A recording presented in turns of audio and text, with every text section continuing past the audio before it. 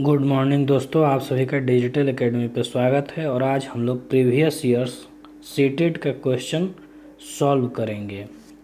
तो निम्नलिखित संरचनाओं में से शिक्षा का अधिकार अधिनियम 2009 किसकी वकालत करता है? तो समावेशी शिक्षा का वकालत करता है। यह विचारधारा है कि सभी बच्चों को एक नियमित विद्यालय व्यवस्था में समान शिक्षा प्राप्त करने का अधिकार हो। तो समावेशी शिक्षा।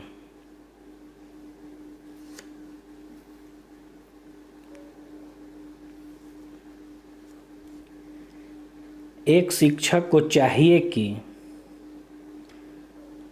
यह संप्रेषित करे कि वह कक्ष में सभी संस्कृतियों का सम्मान करती है एवं महत्व देती है।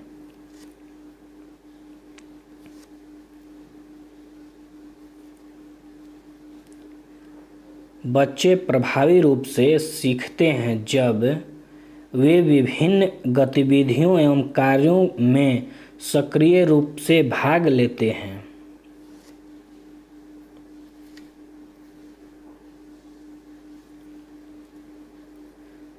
बच्चों को कक्षा में प्रश्न पूछने के लिए प्रेरित करना चाहिए। निम्नलिखित में से कौन सी एक मुख्य प्रक्रिया नहीं है जिसके द्वारा सार्थक अधिगम घटित होता है?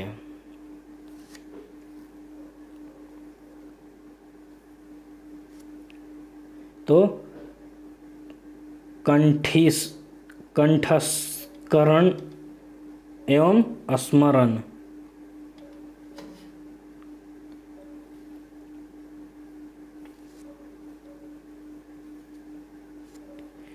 निम्नलिखित में से कौन सा स्तंभ क के बच्चों को स्तंभ ख में अपनी प्राथमिक विशेषताओं का सही मिलान को प्रस्तुत करता है?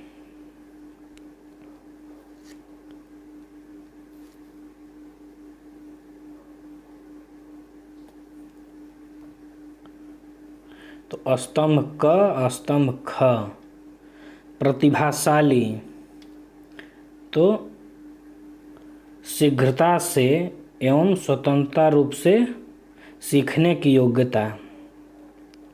अधिगम, तो धारा प्रवाह पढ़ने में कमी।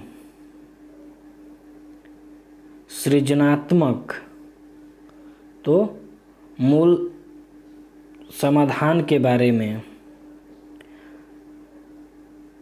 अवधान कमी, अति सक्रियता, तो आसानी से विचलित होने की आदत। तो ऑप्शन ए।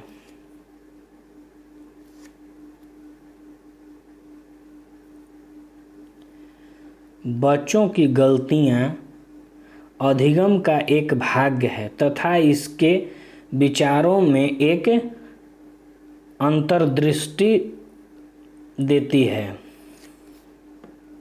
मूल्यांकन को शिक्षण अधिगम प्रक्रिया का एक भाग होना चाहिए।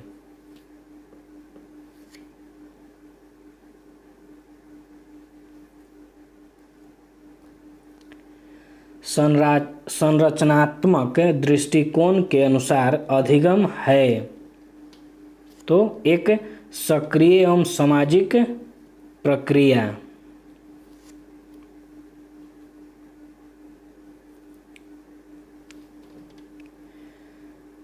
जब शिक्षक को विद्यार्थियों एवं उसकी योग्यताओं के बारे में सकारात्मक विश्वास होता है तब विद्यार्थी सीखने के लिए उत्सुक और प्रेरित करते हैं। सीखने के लिए उत्सुक एवं प्रेरित रहते हैं।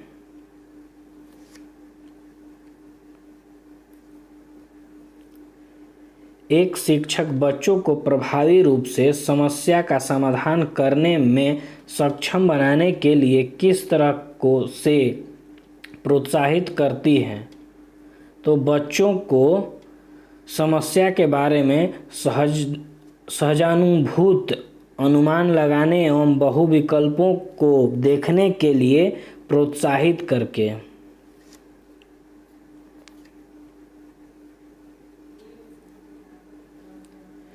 वह विधियां जिनके प्रयोग में विद्यार्थियों की स्वपहल व प्रयास शामिल है, निम्न में से किसका उदाहरण है?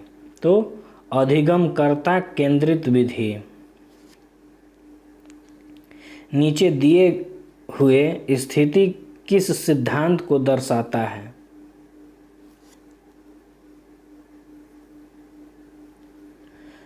जो विद्यार्थी अच्छा प्रदर्शन नहीं कर पाते हैं वे महसूस करते हैं कि वे पर्याप्त रूप से अच्छे नहीं हैं और हतोत्साहित महसूस करते हैं। तब उनमें बिना प्रयास के कार्य को आसानी से छोड़ देने की संभावना है। तो संज्ञान एवं संवेग अलग नहीं है।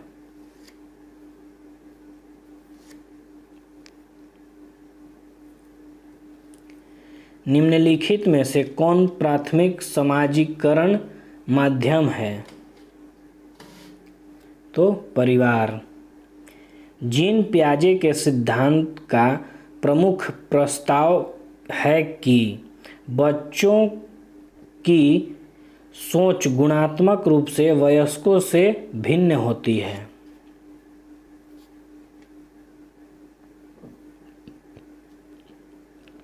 जेंडर एक सामाजिक संरचना है।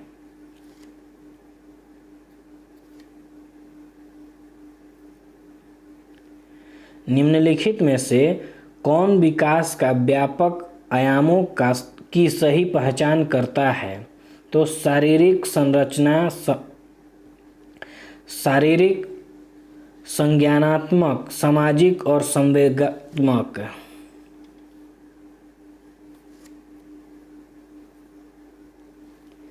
बुद्धि के बारे में निम्नलिखित कथनों में से कौन सा सही है?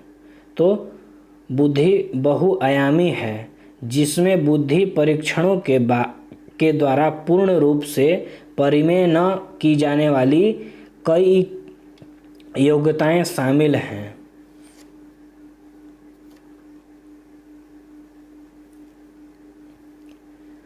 प्रगतिशील शिक्षा में बच्चों को किस तरह से देखा जाता है?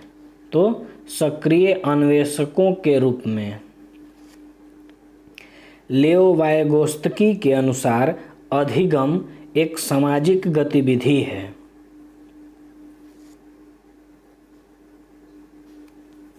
निम्नलिखित में से कौन सा पूर्व क्रियात्मक अवस्था काल के बच्चे को विशेषित करता है? तो विचारों का अनुकरणीयता।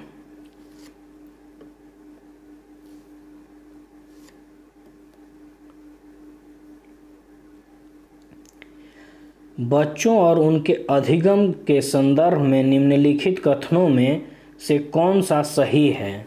तो सभी बच्चे सीखने के लिए स्वाभाविक रूप से प्रेरित हैं तथा सीखने में सक्षम हैं।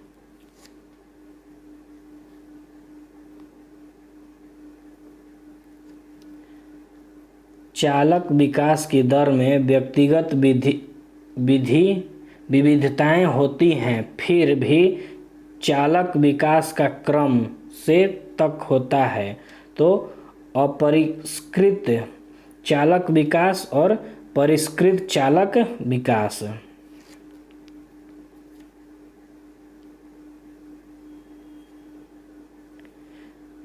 वह अवधि जो वयस्कता के संक्रमण की पहल करती है उसे क्या कहते हैं? तो किशोरावस्था।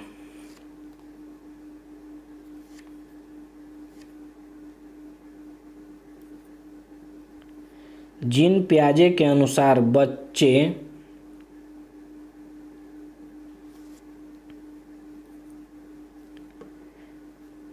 ज्ञान को सक्रिय रूप से संचरित करते हैं। जैसे जैसे वे दुनिया में व्यवहार कौशल का प्रयोग करते हैं तथा अन्वेषण करते हैं।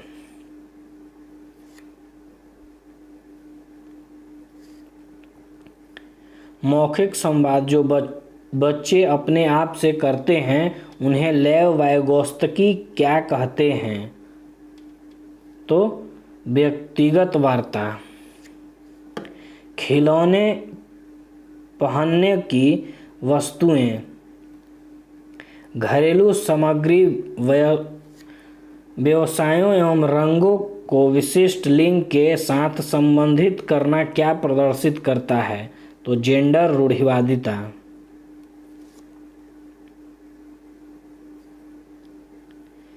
एक प्रारंभिक कक्षा कक्ष में एक बच्ची अपने साथ जो अनुभव लाती है उन्हें शामिल कर उनका संचय करना चाहिए।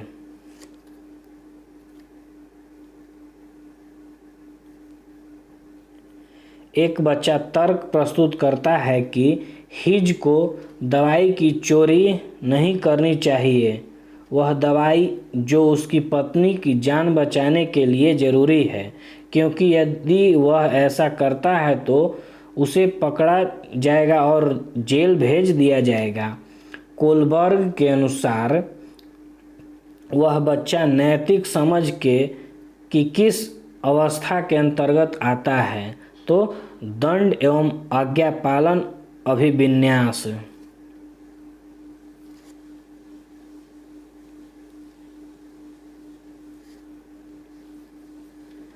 हम सभी पुराने कछुओं को देखते हैं जो अब सूख गए हैं। हम सभी पुराने कुओं को देखते हैं जो अब सूख गए हैं। हमारे बड़े यह कहते हैं कि अब से लगभग 25-30 साल पहले इन कुओं में काफ़ी पानी था, परंतु अब ये पूरी तरह सूख गए हैं। निम्नलिखित में से कुआं के सूखने के संभावित कारणों को चुनिए।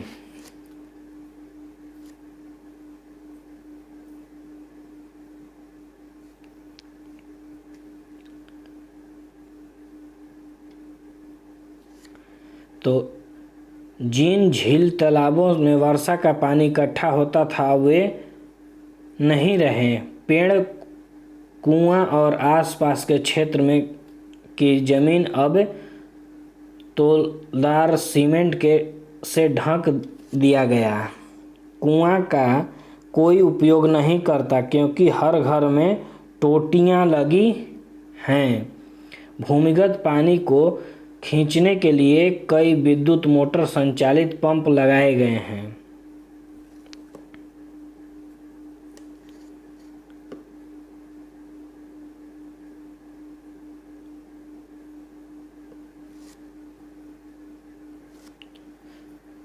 तो ऑप्शन सी।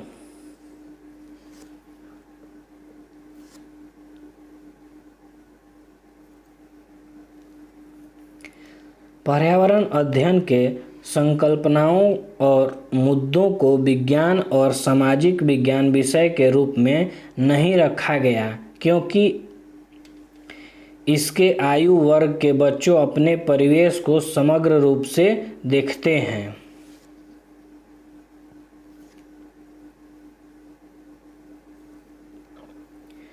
नीचे दिए गए शहरों में से किस एक में रेत के पहाड़, जिन्हें रेत के टीले कहा जाता है, पाए जाते हैं? तो अबू धाबी।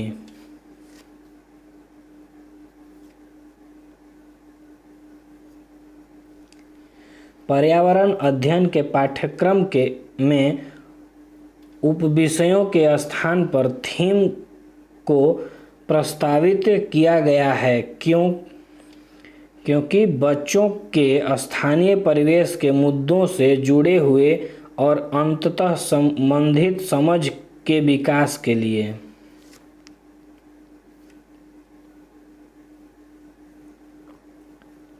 निम्नलिखित में से कौन सा वर्तमान पर्यावरण अध्ययन पाठ्यक्रम के 6 मुख्य थीमों में से एक नहीं है। तो काम और खेल।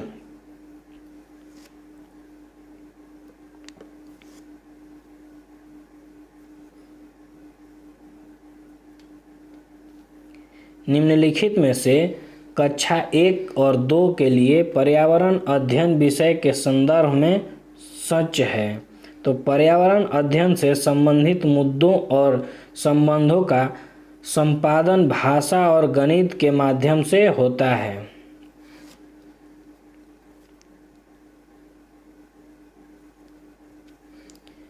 निम्नलिखित में से क्या एक पर्यावरण अध्ययन में ज्ञान की रचना में बहुत महत्वपूर्ण है? तो बच्चों की सक्रिय भागीदारी। पर्यावरण अध्ययन को कक्षा के 4 दीवार से बाहर सिखाना। बच्चों के स्थानीय ज्ञान को विद्यालय के ज्ञान से संबंधित। तो ऑप्शन डी।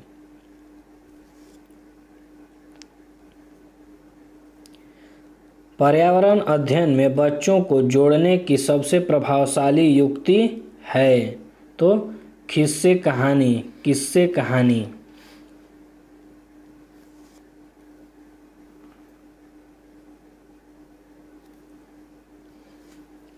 निम्नलिखित में से कौन सा एक पर्यावरण अध्ययन के संबंध में सत्य नहीं है? तो पर्यावरण अध्ययन वर्णनों और परिभाषाओं पर बल देता है।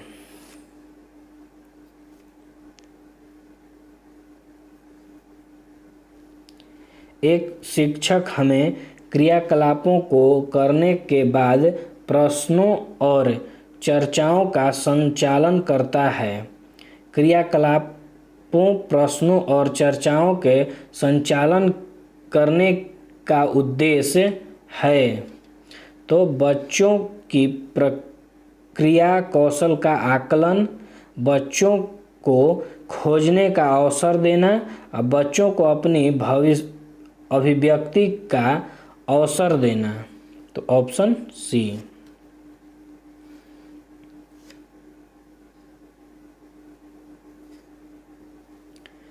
पर्यावरण अध्ययन में बच्चों को पाठ्यपुस्तकों और शिक्षकों के अलावा अन्य स्रोतों की मदद लेने के लिए प्रोत्साहित करना चाहिए, क्योंकि पर्यावरण अध्ययन सीखने के लिए पाठ्यपुस्तक और शिक्षक ही स्रोत नहीं हैं।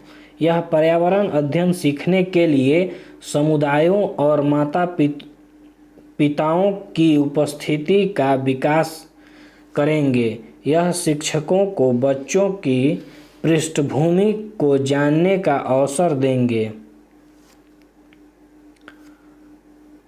Option A.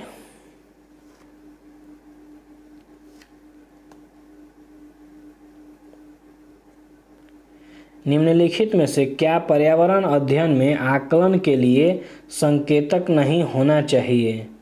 तो याद करना।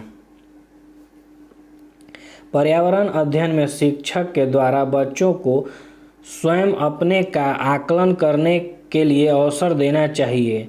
स्व आकलन है तो सीखने के समान आकलन।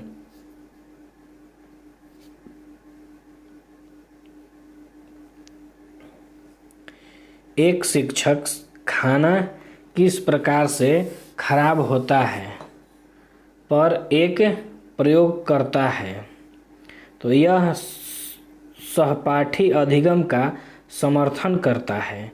यह बच्चों की सामाजिक अंतःक्रिया में सुधार करता है।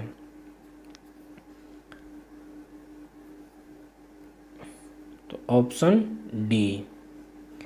निम्नलिखित में से कौन पर्यावरण अध्ययन का उद्देश्य नहीं है? तो ऑप्शन सी। बच्चों को पाठ्यपुस्तक की परिभाषा प्रदान करने के लिए प्रोत्साहित करना।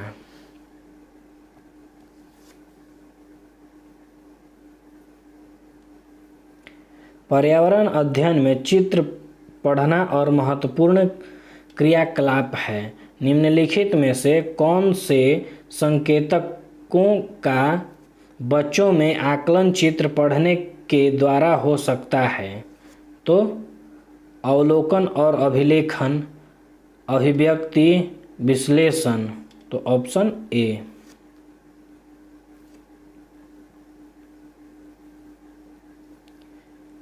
रेटिंग स्केल में कौन सी तकनीक का उपयोग होता है? तो अवलोकन। झूम खेती में अपनाई जाने वाली पद्धति के विषय में नीचे दिए गए कथनों पर विचार कीजिए।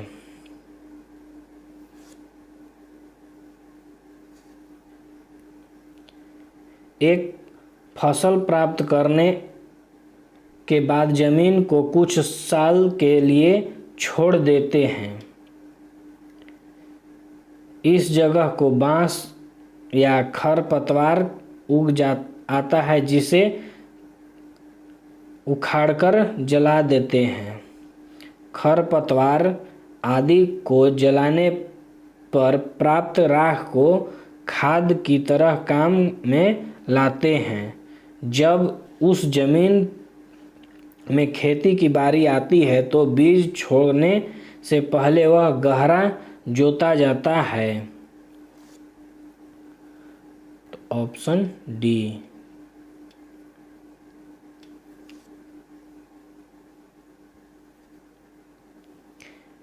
किसी पर्वतीय क्षेत्र में प्रेक्षण करने पर यह पाया गया है कि लोग ने अपने घर पत्थर, मिट्टी, लकड़ी और चूने से बनाए हैं। यह घर 2 मंजिला हैं। नीचे की मंजिल पर जानवरों को रखते हैं तथा जरूरत का सामान भी इकट्ठा करके रखते हैं। यह स्वयं पहली मंजिल पर रहते हैं। सभी घरों की छत समतल हैं तथा इन्हें पेड़ों के मोटे तनों से बनाया गया है। यह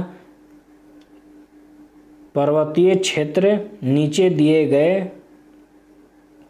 किस प्रदेश का भाग्य है? तो जम्मू कश्मीर।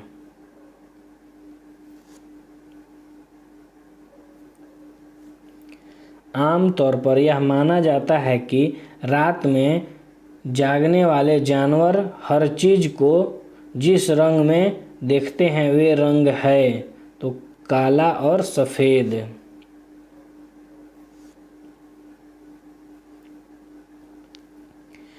केंचुओं को किसानों का मित्र माना जाता है। इसके लिए निम्नलिखित में से सही कारण को चुनिए। तो केंचुआ मृत पत्तियों और पौधों को खाते हैं तथा इसके मल से जमीन उपजाऊ बनता है। केंचुआ जमीन में छेद बनाते हैं जिससे जमीन पोली हो जाती है। केंचुओं द्वारा बनाए गए छेद से जमीन और आसानी से हवा पानी मिल जाता है। तो ऑप्शन बी।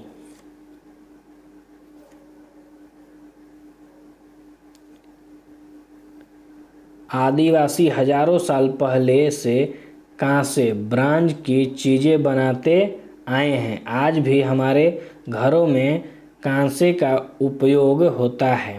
कांसे के विषय में निम्नलिखित में से सबसे सही कथन। तो यह तांबे, कॉपर और टीन का मिश्रण है।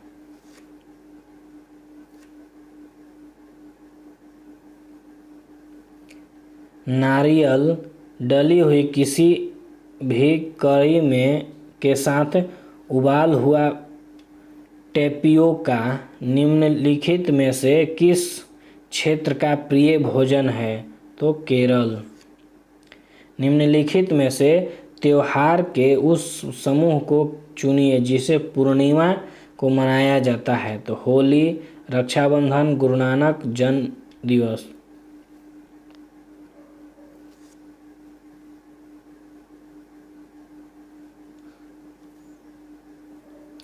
निम्नलिखित राज्यों के समूहों में से किस एक समूह के समुद्र तट अरब सागर पर है? तो कर्नाटक, केरल और गुजरात। हमारे देश के मानचित्र में झारखंड कहाँ स्थित है? तो उड़ीसा के उत्तर में।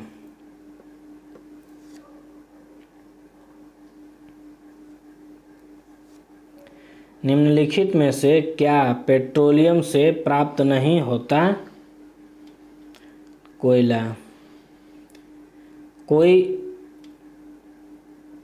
लड़का मडगांव से 30 जून 2019 को किसी रेलगाड़ी से सवार होकर वह रेलगाड़ी 9:45 बजे मडगांव से चलती है तथा अगले दिन 10:15 पर नरकोइल पहुंची। यह इस समय अंतराल में रेलगाड़ी द्वारा तय की गई दूरी 1140 किलोमीटर है। तो रेलगाड़ी की औसत चाल क्या है? तो 53 किलोमीटर प्रति घंटा।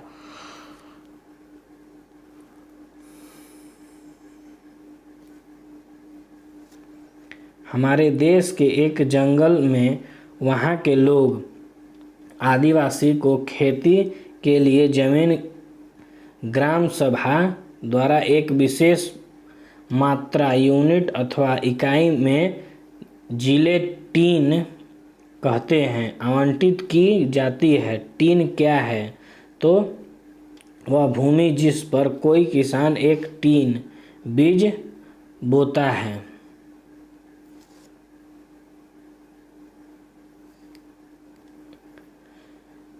आप X पर स्थित हैं और आपका विद्यालय Y पर स्थित है।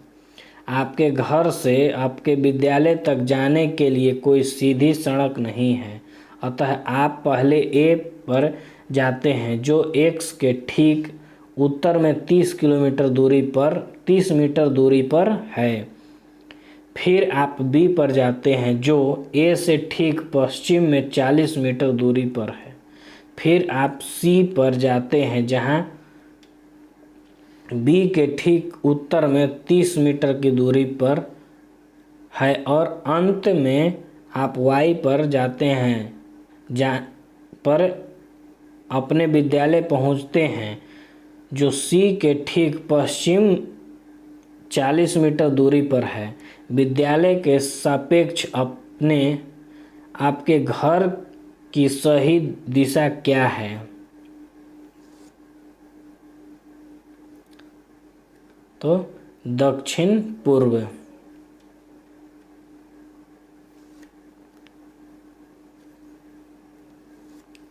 नीचे दिए गए गद्यांश को पढ़कर पूछे गए प्रश्नों के सबसे उपयुक्त उत्तर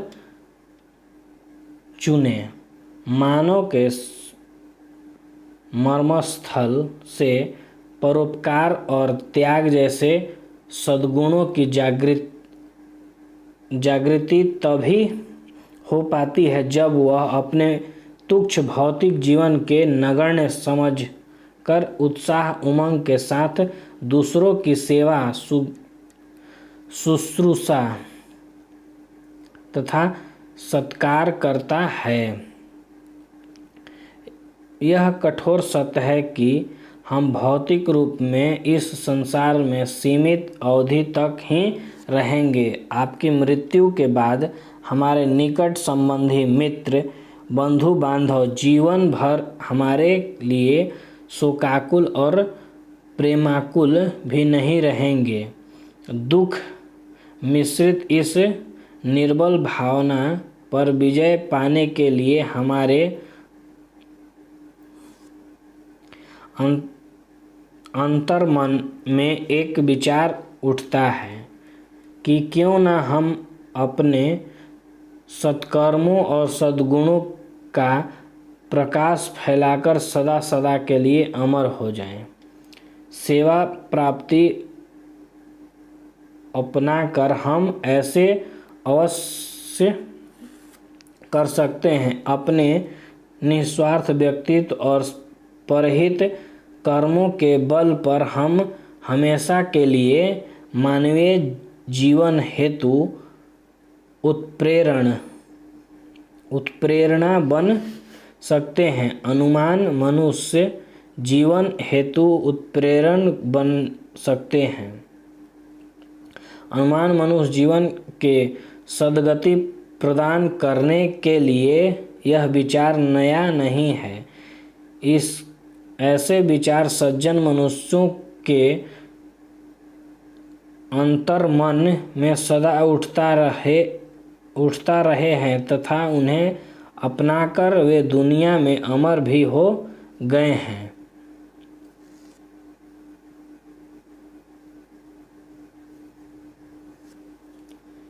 इस धारा पर अस्थायी रूप से नहीं रहने पर भी ऐसी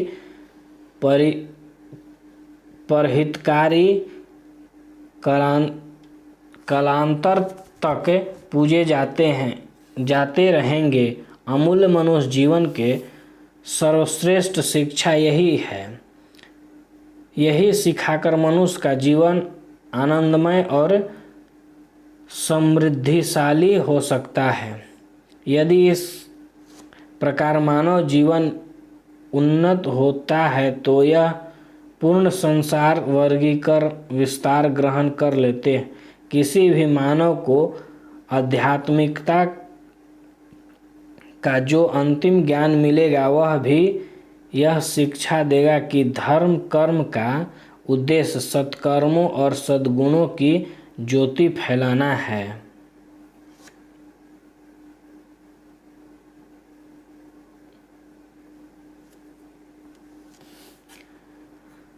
तो क ऐसे विचार, ख सज्जन मनुष्य और ग अंतर्मन, घ सदा उठते रहते हैं।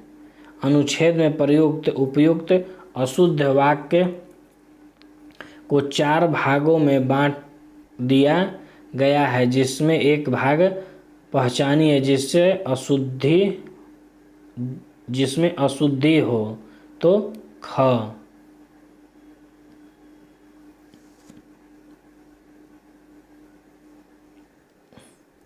शेष शब्दों से भिन्न शब्द पहचानिए। तो सत्यवादी। निस्वार्थ शब्द का उपयुक्त विपरीतार्थक शब्द है। तो स्वार्थी।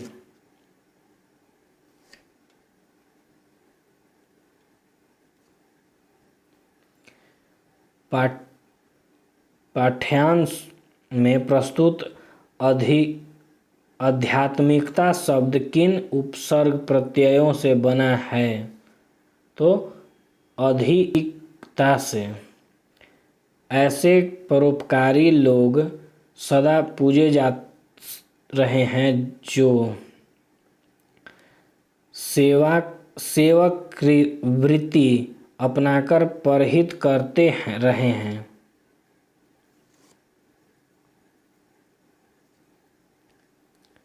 कठोर सत्य किसे कहा गया है? तो भौतिक शरीर की नाश्वरता। निर्बल भावनाओं पर विजय पाने के लिए क्या किया जाने की आवश्यकता बताई गई है? तो अच्छे कर्मों से नाम अमर कर लेना।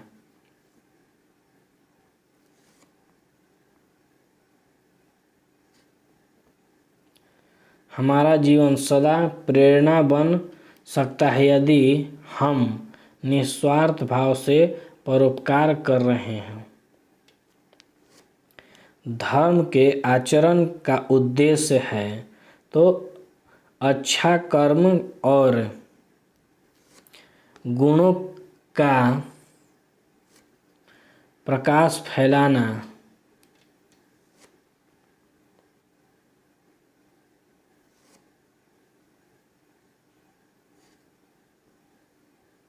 निम्नलिखित काव्यांश को पढ़कर पूछे गए प्रश्नों के सबसे उपयुक्त उत्तर वाले विकल्प चुनिए। विविध प्रांत है अपनी अपनी भाषा के अभिमान हम इन सबसे पहले दुनिया वाले हिंदुस्तानी हम रहन सहन में खान पान में भिन्न भले ही हो कितने, इस मिट्टी को देते आए मिल जुलकर कुर्बानी हम। सदियों से कुचले लाखों तूफान हमने पद तल से, आज झुके कुछ टकरा कर तो कल लगाते फिर जग से।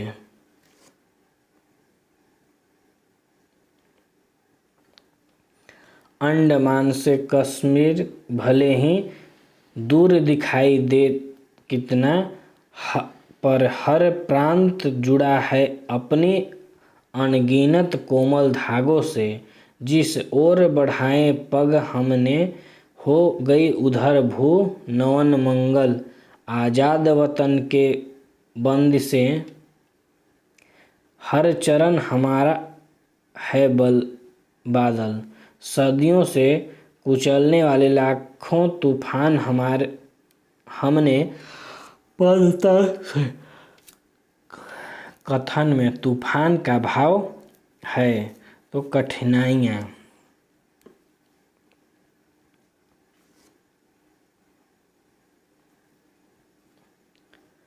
अंडमान से कश्मीर है भारत में तो दूरस्थ राज्य। हम भारतीय जिधर भी अपने कदम बढ़ाते हैं वहाँ शुभ कार्य होते हैं। पैर शब्द का समानार्थी नहीं है तो नौ।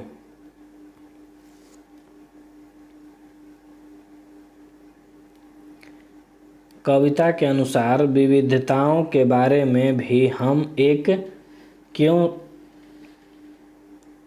हैं, क्योंकि सबसे पहले हम तो भारतीय हैं। समास की दृष्टि से शेष से भिन्न पद है तो अपनी अपनी।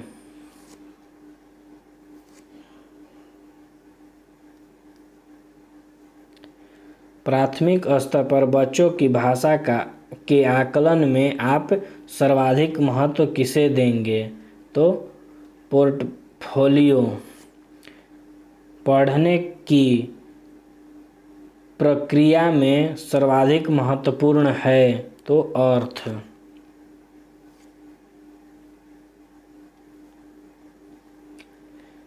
बच्चों को सीखने से पहले अधिक महत्वपूर्ण है तो विचारों की अभिव्यक्ति। प्राथमिक स्तर के बच्चों के लिए पाठ्यपुस्तक के निर्माण में आप सर्वाधिक महत्वपूर्ण किसे मानते हैं? तो भाषा की विभिन्न तरंगे।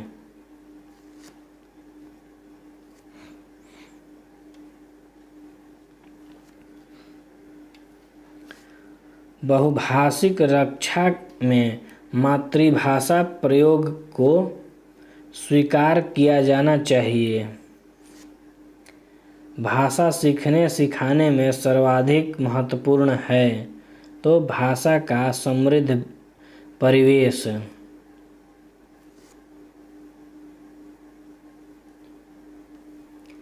भाषा कौशल के संबंध में कौन सा कथन सही नहीं है?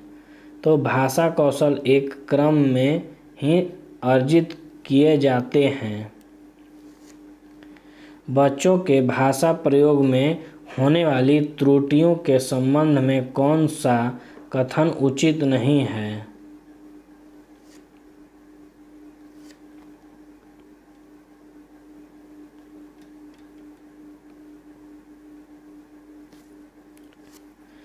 निम्नलिखित में से कौन सा प्रदेश बच्चों की भाषा आकलन की दृष्टि से सर्वाधिक उपयोगी है?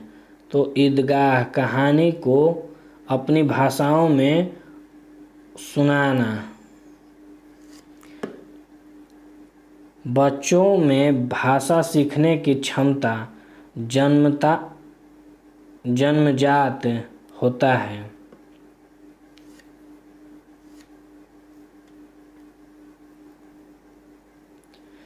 बच्चों के भाषा सीखने में सर्वाधिक महत्वपूर्ण है? तो बातचीत करना। प्राथमिक स्तर पर भाषा सिखाने का अर्थ है? तो भाषा का प्रभावी प्रयोग।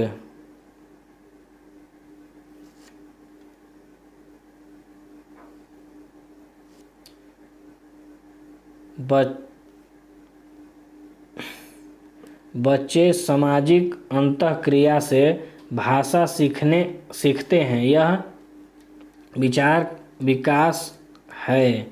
तो वाइगोत्स्की की।